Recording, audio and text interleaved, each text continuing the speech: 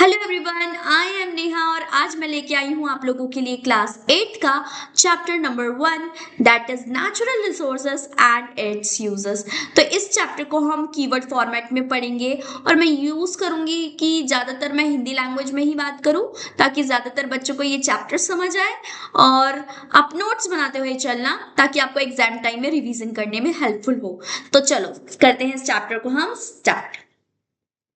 तो हमारा सबसे पहला टॉपिक है नेचुरल रिसोर्सेस कि नेचुरल रिसोर्सेस होता क्या है। तो देखो इस इमेज से समझने की कोशिश करते हैं कि एक ट्री है और एक ह्यूमन बीइंग है, इन दोनों को प्लस करके एक चेयर बन रही है। मतलब ट्री से तो हमें सिर्फ वुड मिला, ओके, सिर्फ हमें लकड़ी मिली। इस ह्यूमन बीइंग ने अपनी स्किल्स यूज किया जिसकी वजह से ये एक चेयर रेडी हो पाई। ठीक है, तो एक्चुअल में ये चेयर ही हमारी क्या थी? रिसोर्स।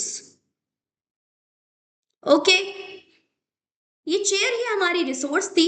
जैसे कि नेचर से हमें बहुत सारे गिफ्ट्स मिले हैं, लेकिन इसको कौन यूज करता है? ह्यूमन बीइंग यूज करते हैं। क्यों? टू सेटिस्फाई देयर नीड, अपनी नीड्स को, अपने जो है जितनी भी जरूरतें हैं उन्हें पूरा करने के लिए उनकी यूटिलिटी करता है, मतलब यूटिलिटी क्रिएट करता है, मतलब उनका यूज क्रिएट करता है। यूटिलिटी का मतलब होता है यूज। ठीक है, उसे वैल्यूएबल बना देता है, मतलब वर्ड स्किल लगा के अपने चेयर एक लकड़ी को वैल्यूएबल बना दिया। देन इसके बाद है कि किस तरीके से एक वुड को फर्नीचर में चेंज किया था कि ट्री से तो हमें सिर्फ रॉ मटेरियल लकड़ी मिला, ह्यूमंस ने अपनी कारपेंटरी स्किल लगाई और इसे फाइनल प्रोडक्ट चेयर में कन्वर्ट कर दिया। ठीक है, अब हम देखेंगे ये छोटा सा पॉइंट है कि पुराने समय के लोग, इंडिजीनियस मतलब पहले के लोग, पहला का जो हमारा संस्कृति थी वो नेचर को क्या मानती थी? बहुत ज्यादा सेक्रेड। सेक्रेड का मतलब क्या है? पवित्र, पवित्र मानती थी और वो नेचर से सिर्फ उतना ही लेती थी जितना जरूरी होता था, नीडेड, एंड बाकी नेचर को प्रोटेक्ट करने की कोशिश करती थी। अगला टॉपिक है कि नेचर से जो भी मटेरियल मिलता है वो हमारा रिसोर्सेस में कैसे कन्वर्ट हो जाता है। तो इसके कुछ 3 प्रोसेस है, 3 रूल्स हैं, जैसे कि first, second and third. Okay, जो हमारा फर्स्ट है दैट इज टेक्नोलॉजिकली एसेसेबल, मतलब कि जो भी चीज हमें नेचर से मिल रही है वो हमारे को टेक्नोलॉजिकली एसेसेबल, उसके लिए हमारे पास प्रॉपर एक टेक्नोलॉजी होनी चाहिए कि उस रिसोर्स को हम टेक्नोलॉजी की मदद से एक नए वैल्यूएबल मटेरियल में चेंज कर दें। जैसे कि हमारे पास लकड़ी थी, उसे ह्यूमन स्किल लगा के हमने चेयर में कन्वर्ट कर दिया। ठीक है, हमारे पास जो है कोयला रहता है, कोयला में हमने टेक्नोलॉजी यूज करके उसे इलेक्ट्रिसिटी में कन्वर्ट कर दिया।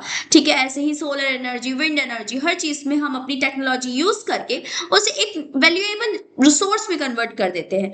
सेकंड है हमारा इकोनॉमिकली फेसिएबल, मतलब कि वो चीज हमें जो है पैसे के तौर पे भी अफोर्डेबल हो। ठीक है, इकोनॉमिकली का मतलब होता है that is related to money, पैसे से संबंधी है वो हमेशा, जिसका कॉस्ट ऑफ एक्सट्रैक्शन मतलब उसे निकालने का या फिर पाने का तरीका या प्रोसेस में इतना ज्यादा पैसा ना लगे, प्लस उसमें थोड़ा जो भी मटेरियल है वो प्रॉफिटेबल हो, उसमें प्रॉफिट भी हो। साथ साथ कल्चरली एक्सेप्टेबल, जो भी चीज हमारे को नेचर से मिल रही है वो कल्चर के तौर पे भी एक्सेप्ट होनी चाहिए। जैसे कि हम लोग जो भी चीज नेचर से पा रहे हैं, एक्सट्रैक्ट कर रहे हैं, हम किसी के बिलीफ को वॉयलेट ना करें, मतलब तोड़े ना, किसी के धर्म को, विश्वास को नुकसान ना पहुंचाए। ये तीनों चीजें जब हो जाती हैं that natural thing become resource, तब वो चीज रिसोर्स कहलाती है। मैं लकड़ी को नेचुरल रिसोर्सेस नहीं बोलूंगी, वो चेयर जो बन गई उसको रिसोर्स बोलूंगी। तो देखो लास्ट पॉइंट क्या लिखा है, separate grow forward cutting trees. पहले के जो लोग थे वो ट्रीज को बहुत ज्यादा सेक्रेट माना करते थे, इसलिए वो चाहते थे कि ट्रीज कभी कट भी ना हो। ठीक है, जैसे हमने पिछला वाला पॉइंट पढ़ा था इंडिजीनियस ट्रेडिशन वाला, वही सेम है। नाउ अब हम देखते हैं कि why do we need them, हमारे को रिसोर्सेस की जरूरत क्या है? देम का मतलब है रिसोर्सेस, हमारे को रिसोर्सेस की जरूरत क्या है? तो देखो सबसे पहली जरूरत है हमारी सर्वाइवल, जीने के लिए हमें जरूरत है, जैसे एयर, वाटर, फूड, शेल्टर, जो हमें रहने के लिए बहुत ज्यादा जरूरी है।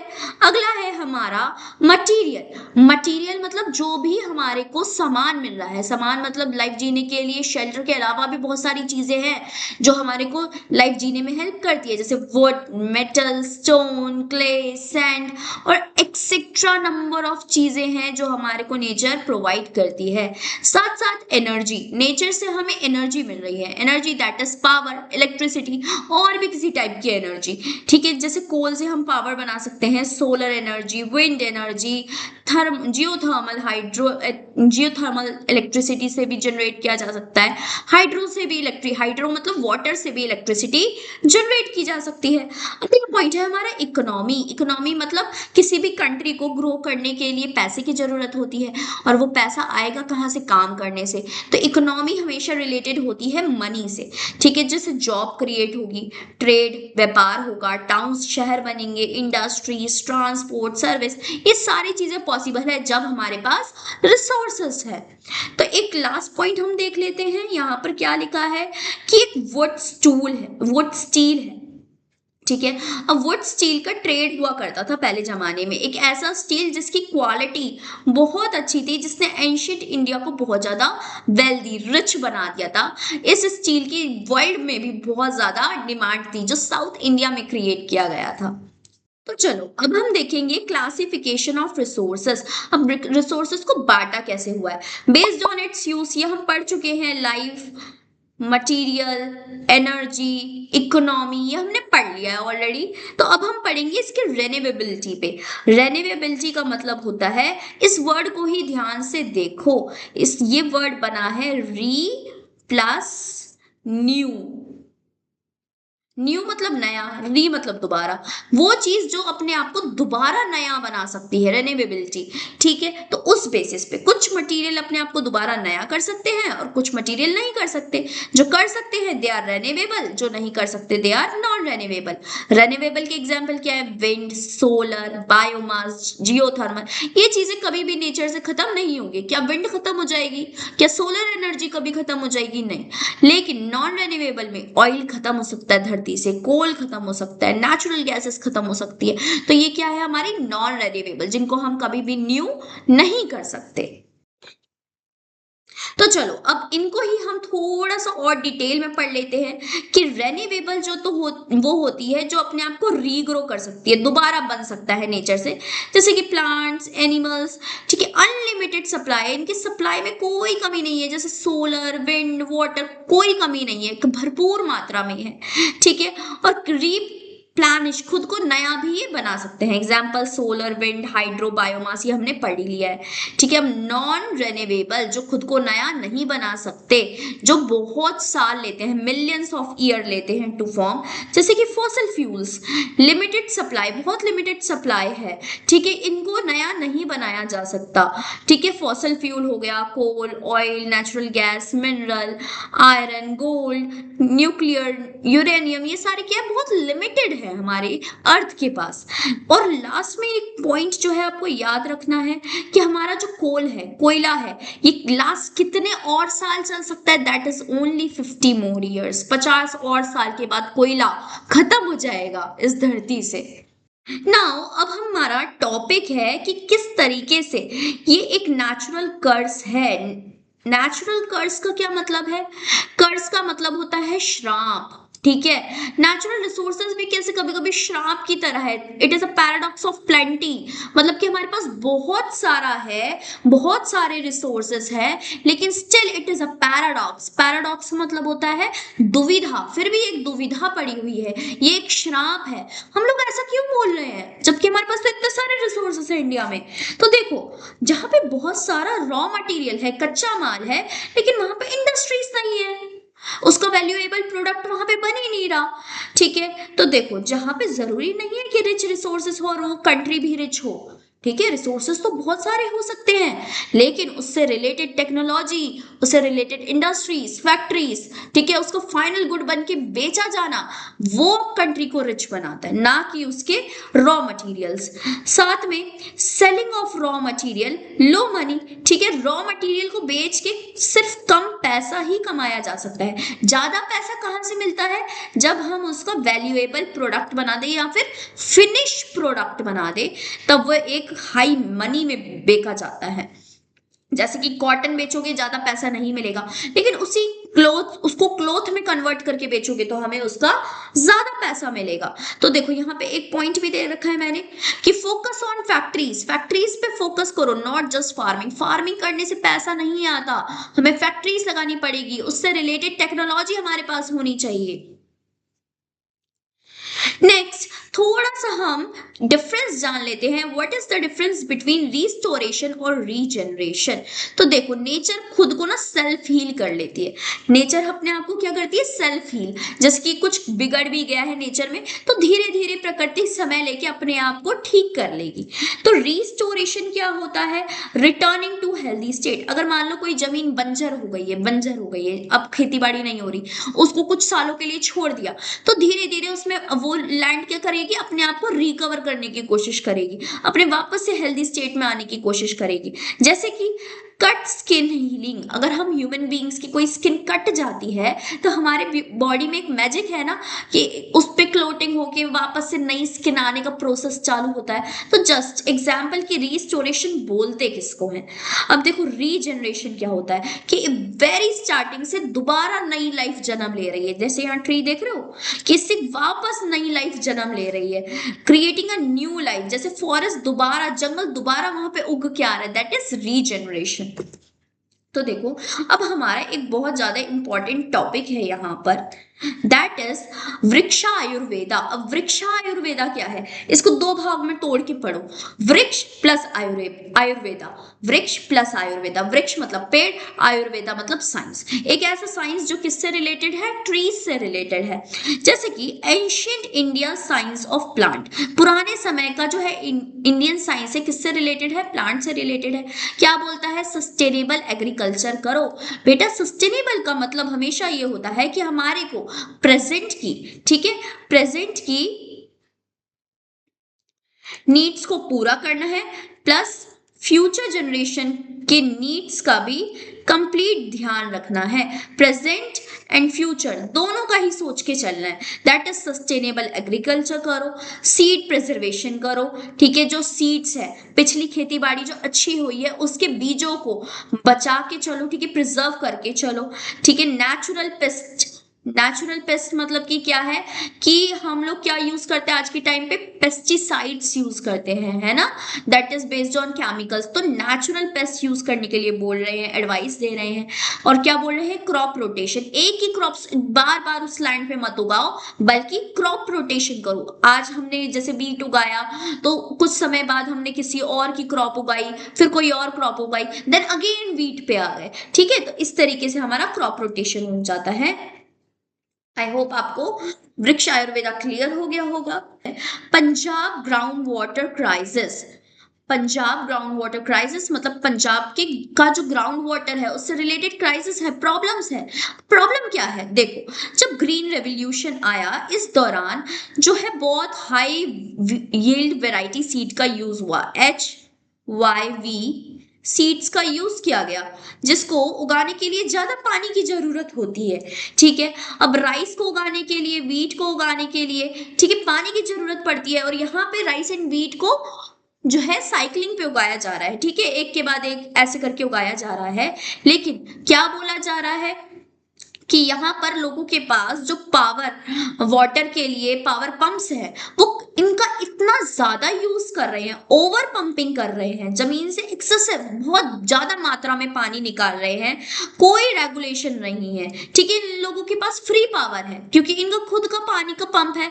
देन अब प्रॉब्लम इज दैट कि 30 प्लस मीटर से भी नीचे जा चुका है इनका वाटर टेबल, ठीक है। पानी जो जमीन में खुदाई करेंगे तो 30 प्लस मीटर नीचे जाके हमें पानी मिलेगा।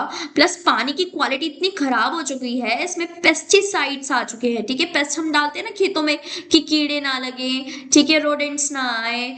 तो पेस्टिसाइड जो पानी को पॉइजन कर रहा है, जहरीला बनाते जा रहा है, जिसकी वजह से 80% of of area over exploited है, 80% ऑफ एरिया जो है खत्म हो चुका है, उसका एक्सप्लॉइटेशन इतना ज्यादा नाश हो चुका है। जैसे पंजाब है ये, it is a map of Punjab, जिसमें ये रेड एरिया जो आपको दिख रहा है ना, it is all over exploited, ठीक है। इन सबको जो है बहुत ज्यादा एक्सप्लॉइट किया जा चुका है, ठीक है, बहुत ज्यादा डेंजर में, क्रिटिकल जोन है यहाँ पर।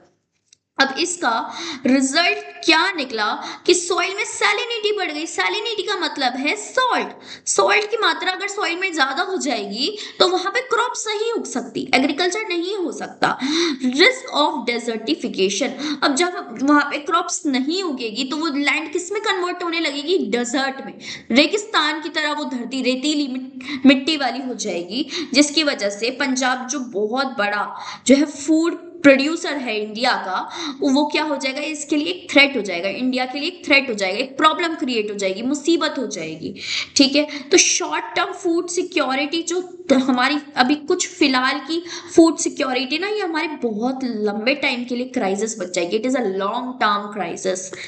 ओके, नाउ हमारा टॉपिक है सीमेंट पैराडॉक्स, ठीक है। सीमेंट पैराडॉक्स कि कैसे सीमेंट की वजह से भी हमारे को बहुत ज्यादा प्रॉब्लम्स है। तो सबसे पहले इसका यूज तो सीमेंट के बहुत सारे हैं, हमें नॉर्मली भी पता है कि बिल्डिंग बनाने में, रोड बनाने में, एयरपोर्ट बनाने में, मतलब कि अपने इंडिया के डेवलपमेंट में बहुत ज्यादा जरूरी है, नेशनल डेवलपमेंट में बहुत ज्यादा जरूरी है, लेकिन इट इज क्रिटिकल है, ठीक है। नेशन का डेवलपमेंट तो हो रहा है, लेकिन इसी के साथ हमें बहुत ज्यादा प्रॉब्लम्स फेस करनी पड़ रही है, जैसे जिसकी वजह से CO2 इमिशन सोर्सेस है, जिसकी वजह से CO2 बहुत ज्यादा रिलीज हो रहा है, जो हमारे लंग्स के लिए अच्छा नहीं है। ह्यूमन और एनिमल्स को रेस्पिरेटरी डिजीजेस हो रही है, रेस्पिरेटरी सिस्टम उनका डैमेज हो रहा है, ठीक है। सेंट्रल पोल्यूशन कंट्रोल बोर्ड के द्वारा स्ट्रिक्ट गाइडलाइंस जारी करी गई है इस सीमेंट पैराडॉक्स को, सीमेंट से रिलेटेड प्रॉब्लम्स को सॉल्व करने के लिए। तो देखो, अब हम सीमेंट से रिलेटेड प्रॉब्लम सॉल्व कैसे करेंगे। जो केस है सीमेंट का, ठीक है, ये हमारे प्लांट्स को, एनिमल्स को नुकसान तो दे रहा है, ठीक है, ये हमने फाइन डस्ट है, इससे निकलता है, हाईली पॉल्यूटिंग इंडस्ट्री है, ये सब हम जान गए। अब लेकिन इसका सोल्यूशन क्या है कि हम मड एंड स्टोन से बने बिल्डिंग्स को बनाएं, रिसाइकलिंग प्लास्टिक ब्लॉक्स, जो ब्लॉक्स सही हैं उनको दोबारा रिसाइकल करें, ना कि हम हर बार एक न्यू चीज को यूज करें। देन हमारे पास केस आता है ऑफ सिक्किम। अब इन सारी चीजों में सिक्किम सबसे आगे निकल गया। अब सिक्किम कैसे आगे निकला, तो देखो, सिक्किम जो था ना, पहले बड़ी प्रॉब्लम में था, जैसे कि यहाँ पर केमिकल फार्मिंग है, जैसे कि हमने पंजाब के केस में पढ़ा, ठीक है, पेस्टिसाइड्स यूज हो रहे हैं और केमिकल फर्टिलाइजर्स यूज हो रहे हैं। अब यहाँ पे भी केमिकल फार्मिंग चल रही है, जिसकी वजह से फसल तो अच्छी नहीं हो रही, तो लोग जो है ना कर्ज में डूबते जा रहे हैं, हाई कर्ज में चले गए हैं, फसल अच्छी नहीं हो रही, लो यील्ड, खराब फसल हो रही है, ठीक है, सॉइल की क्वालिटी खराब होती जा रही है और लोगों को हेल्थ इश्यूज हो रहे हैं, ठीक है, हेल्थ से रिलेटेड भी प्रॉब्लम हो रही है। नाउ उन्होंने क्या किया, स्विच टू ऑर्गेनिक फार्मिंग। इन लोगों ने किस चीज में स्विच किया, 100% ऑर्गेनिक फार्मिंग में स्विच किया। और क्या क्या चीजें यूज की, नीम यूज किया as a fertiliser, compost, natural compost use करने लग गए, क्रॉप रोटेशन किया, बायो फर्टिलाइजर्स यूज किया, ठीक है। तो इसी के साथ हम देखेंगे इसका आफ्टर रिजल्ट क्या निकला कि बर्ड्स एंड इंसेक्ट रिटर्न। इनके जो बर्ड्स थे, पक्षी थे, छोटे मोटे कीड़े मकोड़े थे जो लुप्त होते जा रहे थे, वो सब वापस आ गए। टूरिज्म, यहाँ की टूरिज्म बढ़ गया, ठीक है, यातायात बढ़ गया है, यहाँ का लोग घूमने बहुत ज्यादा जाने लगे, जिसकी वजह से बहुत अच्छा मनी क्रिएट हो रहा है, फार्मर की इनकम बढ़ गई, ठीक है, यहाँ का वाटर लेवल इंक्रीज हो गया, वाटर क्वालिटी अच्छी हो गई, बायोडाइवर्सिटी मतलब कि पेड़ पौधे, जंगल जानवर सब अच्छा हो गया यहाँ का, ठीक है। अब बात है हमारी किसकी, सिक्किम की। सिक्किम दुनिया का सबसे पहला ऑर्गेनिक स्टेट बन चुका है 2026 में। It is very important, one word question answers में पूछा जा सकता है इसको। तो अब हमारा टॉपिक है कि हम इस सब को कैसे जुडिशियस यूज कर सकते हैं, एक अच्छा यूज कर सकते हैं, सोच समझ के यूज कर सकते हैं। तो सबसे पहले तो यूज नेचुरल रिसोर्सेज वाइजली, जो भी हमारे पास रिसोर्सेज अवेलेबल है हमें बहुत सोच समझ के यूज करना चाहिए। रिड्यूस, रीयूज, रिसाइकल करना चाहिए, ये हम बचपन से पढ़ते आ रहे हैं, है ना, 3R, क्या होता है, प्लस अवॉइड वेस्टफुल कंजप्शन, जो सामान में बहुत ज्यादा वेस्ट क्रिएट कर रहा है हमें उन चीजों का बहुत कम कंजप्शन करना चाहिए। अपनी बायोडाइवर्सिटी, ठीक है, बायोडाइवर्सिटी में flora and fauna, plants and animals दोनों आ जाते हैं, उनको प्रोटेक्ट करना चाहिए।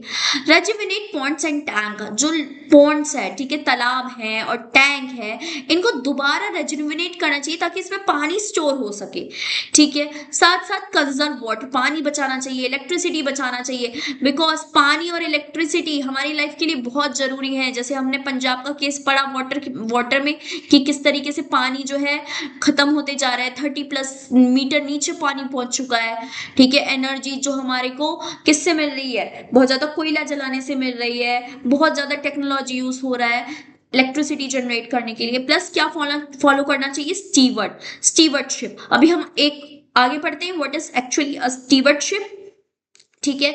उस नॉट जस्ट कंज्यूमर, हमें कंज्यूमर नहीं बनना चाहिए, इवन हमें नेचर को प्रोटेक्ट करने के लिए भी अपना पूरा एफर्ट देना चाहिए। तो देखो, अब हमारा एक इंपॉर्टेंट टॉपिक है लोकाशन ग्राहा, जिसका मतलब है एक्ट फॉर एवरीवन्स वेलबींग, ऐसा काम जो हम सबके वेलफेयर, सबकी भलाई के बारे में सोच के कर रहे हैं, ठीक है। तो अब हम देखेंगे कि फ्यूचर इज ब्राइट, हमारा फ्यूचर तो ब्राइट है क्योंकि हमारे पास इंडिया में बहुत ज्यादा सोलर एनर्जी है, ठीक है। इंडिया में बहुत ज्यादा सोलर एनर्जी प्रेजेंट है, बहुत ज्यादा धूप होती है, रोशनी है। क्यों ना हम इस अपनी धूप को, रोशनी को, एनर्जी को किस में कन्वर्ट कर दें, इलेक्ट्रिसिटी में कन्वर्ट कर दें। तो देखो, reduce reliance on fossil fuel, जो हम फॉसिल फ्यूल जला रहे हैं, कोल जला जला के हम जो इलेक्ट्रिसिटी जनरेट कर रहे हैं, उसकी जगह हम किसको यूज करें, सोलर एनर्जी को यूज करें, ठीक है। गवर्नमेंट ने इनिशिएटिव लिया है और सब लोगों को सब्सिडीज दी है फॉर एडॉप्शन, इसको अपनाने के लिए, ठीक है। It promotes national energy security, हमारी जो नेशनल एनर्जी सिक्योरिटी है इसको भी अब ये बचा के रखेगा, और इसकी वजह से हम ग्रीन जॉब्स और इकोनॉमिक ग्रोथ दोनों में ही सहयोग कर रहे हैं। और यहाँ पे एक इंपॉर्टेंट पॉइंट जो आपको याद रखना है कि राजस्थान का एक सोलर पार्क है जो 15% स्टेट की नीड्स को पूरा कर रहा है, मतलब कि जो 15% स्टेट है ना राजस्थान का, 15% ऑफ द स्टेट, वहां पे सिर्फ सोलर एनर्जी से ही इलेक्ट्रिसिटी सप्लाई हो रही है। नाउ हमारा टॉपिक है कि हम नेचर को कैसे बचा सकते हैं, कैसे बचा सकते हैं, स्टीवर्डशिप से। स्टीवर्डशिप का मतलब क्या है कि हमारे को सबके साथ चलना है, ठीक है, सहयोग करना है, एक साथ चलना है, ठीक है, टू प्रोटेक्ट एनवायरमेंट।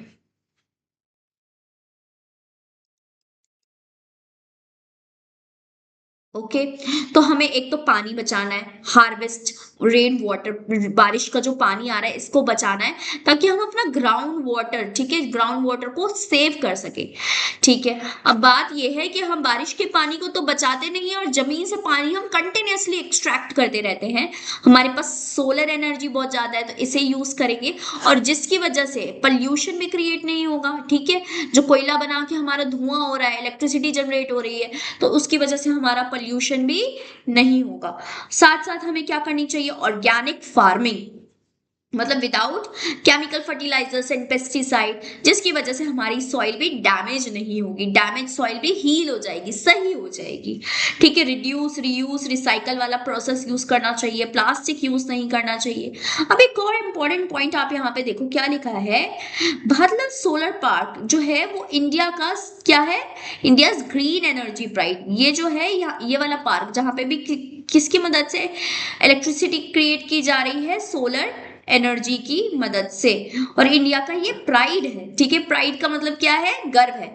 अगर हम सोलर एनर्जी यूज कर रहे हैं तो इसका मतलब हम कितना पोल्यूशन भी रिड्यूस कर रहे हैं साथ साथ। तो देखो, अब इसी के साथ हम पढ़ लेते हैं कुछ फैक्ट्स। जैसे कि पहला फैक्ट ये है कि एक ट्री जो है, ठीक है, 275 लीटर ऑक्सीजन देता है एक दिन में, और एक ह्यूमन को कितना चाहिए होता है, 350 लीटर। तो अब समझ आ रहा है कि why trees are so much important, trees हमारे लिए बहुत इंपॉर्टेंट है। जितना तो ट्रीज एक दिन में ऑक्सीजन दे नहीं रहा, उससे ज्यादा तो एक ह्यूमन इससे कंज्यूम कर रहा है। ओके। देन हमारा नेक्स्ट फैक्ट है कि हम इतना ज्यादा ओवर फिशिंग कर रहे हैं, इतना ज्यादा जो है मछलियों को भी समुद्र से एक्सट्रैक्ट किया जा रहा है कि ये जो टूना टूना नाम की वैरायटी की फिश है, ये क्या होती जा रही है, खत्म होती जा रही है, एक्सटिंक्ट होती जा रही है। ठीक है, और थर्ड पॉइंट हमारा ये है कि melting Himalaya threatens water tower for plains. ठीक है, अब हिमालय भी कंटिन्यूअस जो है मेल्ट होते जा रहा है because of extreme pollution, because of extreme gases, ठीक है, प्रेजेंट है जो हमारी सोसाइटी एनवायरमेंट में, उसकी वजह से हमारा हिमालय भी कंटिन्यूअसली मेल्ट हो रहा है। नाउ कुछ इंपॉर्टेंट पॉइंट्स पढ़ लेते हैं, जस्ट 1 मिनट रिवीजन। जैसे कि नेचर है, ठीक है, जो भी चीज हमारे को मिल रही है प्रकृति से, जो ह्यूमन का कोई टच नहीं है जिसमें, दैट इज नेचुरल। रिसोर्सेज क्या है, नेचर से मिला है, ह्यूमन बीइंग ने अपनी स्किल यूज करी और उसको अपने यूज लायक बना लिया, दैट इज रिसोर्स। ठीक है, to satisfy needs and want, अपनी जरूरतें पूरा करने के लिए। रेन्यूएबल हमें पता है जो अपने आप को रिन्यू कर सकती हैं चीजें। नॉन रेन्यूएबल जो रिन्यू नहीं कर सकती, ठीक है, बहुत समय लेती है बनने में। कर्ज, श्राप क्या था, श्राप ये है कि रॉ मटेरियल तो बहुत अवेलेबल है लेकिन उससे पैसा नहीं कमा सकते। पैसा कब कमेगा, जब हम उसका फिनिश गुड बेचेंगे और तब हमारे पास हाई इनकम आएगी। स्टीफर्डशिप क्या है, स्टीफर्डशिप ये है कि हम सस्टेनेबिलिटी के बारे में सोच रहे हैं, ठीक है, सस्टेनेबल होके फ्यूचर जनरेशन को आगे चला रहे हैं। मतलब कि जो भी रिसोर्सेस हमारे पास आज प्रेजेंट में है हम उसका तो यूज कर ही रहे हैं, प्लस फ्यूचर जनरेशन के लिए भी उसे सिक्योर कर रहे हैं, सेव करके रख रहे हैं, दैट इज एक्चुअली स्टीफर्डशिप। तो चलो अब एक छोटा सा टेस्ट ले लेते हैं। Why do we call nature's element when human use them? हम उस नेचर के एलिमेंट को क्या बोलते हैं जब ह्यूमन बीइंग उसे अपने यूज करने लायक बना लेता है? Late me no. That is actually gift, product, resource and material. That is actually resource. Simple. अब इसमें से कौन सा नॉन रेन्यूएबल रिसोर्सेस है जिसको हम रिन्यू नहीं कर सकते? विंड रिन्यू हो सकती है, सोलर एनर्जी कंप्लीटली अवेलेबल है। कोल, क्या कोयला रिन्यू हो सकता है? नहीं, एब्सोल्युटली नॉट। कोयला जो है बहुत समय लेता है, बहुत साल लेता है खुद को बनाने में। ओके, देन हमारा थर्ड क्वेश्चन है कि विच resources essential for life, life जीने के लिए हमें कौन सी चीज बहुत ज्यादा जरूरत है? सोना पहनना जरूरी है, सोना गोल्ड चाहिए, कोयला चाहिए, एयर चाहिए या मार्बल चाहिए? Let me know fast. That is we need air, right, हमें एयर चाहिए, सांस लेने के लिए हमें एयर चाहिए।